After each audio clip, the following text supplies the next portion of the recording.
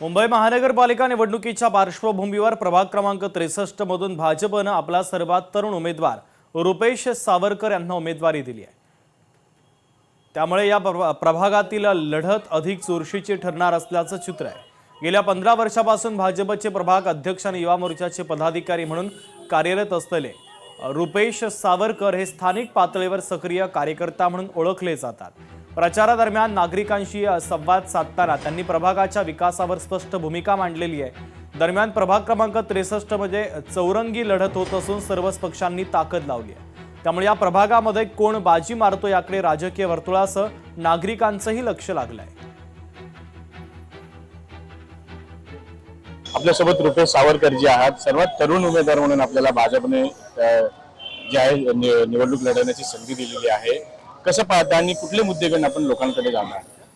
सर्वात पहिले तर आमचे पार्टीचे नेते, महाराष्ट्राचे मुख्यमंत्री आदरणीय देवेंद्र फडणवीस साहेबांचे मी आभार मानतो की त्यांनी मला अगदी तरुण वयात ही संधी दिली।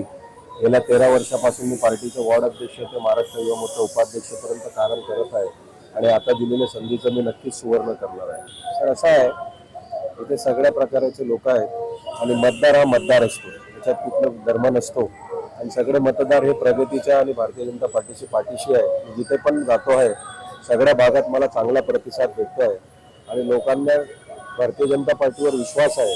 त्या विश्वासाच्या पुढे ते लोक येणाऱ्या 15 तारखेला मला भारी मताने विजय करून द्या। मी आव्हान मानतच नाही सर, 15 वर्षापासून ते आहेत, पण 15 वर्षात त्यांनी काही केलंच नाहीये।